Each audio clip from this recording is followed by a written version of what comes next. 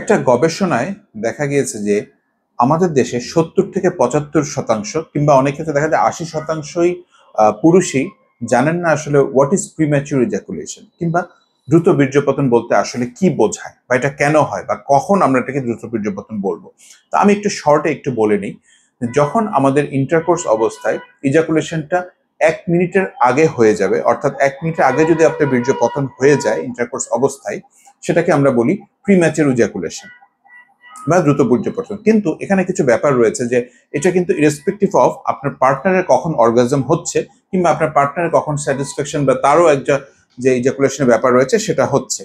তো সুতরাং এটা কখনো ওয়ান সাইডেড জিনিস না, আপনাকে মনে রাখতে হবে যে আপনি হয়তো ৩ মিনিট ধরে পারফর্ম করলেন কিন্তু আপনার পার্টনারের কোনো অর্গাজম বা ইজাকুলেশন হলো না, তাহলেও কিন্তু সেটা প্রিম্যাচুর ইজাকুলেশন হয়ে যাচ্ছে। অথবা দেখা যাচ্ছে আপনি ১ মিনিটের কম সময়ে আপনার বীর্যপতন হয়ে গেল কিন্তু আপনার পার্টনার এত স্যাটিসফাইড এবং তার অর্গাজম হয়েছে, সেটাকেও কিন্তু আমরা প্রিম্যাচুর ইজাকুলেশন বলবো না। এখন জেনে নিই যে প্রিম্যাচুর ইজাকুলেশন আসলে কেন হয়। এটার দুই ধরনের কারণ রয়েছে, একটা হচ্ছে ফিজিক্যাল কজ, একটা হচ্ছে সাইকিয়াট্রিক অথবা মেন্টাল কজ। মেন্টাল কজের মধ্যে আমরা আগে আসি, যেটাকে আমরা কম গুরুত্ব দিই অধিকতর, সেটা হচ্ছে মানসিক চাপ, স্ট্রেস, খুব ইম্পর্টেন্টলি ঘুমের ঘাটতি বা ল্যাক অফ স্লিপ। ঘুমের মাধ্যমে আমাদের শরীরে বেশ কিছু প্রয়োজনীয় হরমোন রিলিজ হয় সঠিক টাইমে ঘুমের মাধ্যমে। সেটা যদি না হয় আমাদের কিন্তু যৌন জীবনে ব্যাঘাত ঘটে, সেটার কারণে কিন্তু আমাদের ইরেকটাইল ডিসফাংশন হয়। এছাড়া দেখা যাচ্ছে শারীরিক কারণের মধ্যে হরমোনাল কারণ রয়েছে, তার মধ্যে থাইরয়েড প্রবলেম বা বিশেষ করে হাইপোথাইরয়েড কিংবা ডায়াবেটিস মেলাইটাস টাইপ 2 যাদের আছে স্পেশালি তাদের এটা হতে পারে। এছাড়া দেখা যাচ্ছে ডিসলিপিডিমিয়া যাদের রয়েছে তাদের প্রিম্যাচুর ইজাকুলেশন হয়। ওবেসিটি বা স্থূলকার ব্যক্তিদের কিন্তু এটা হয়।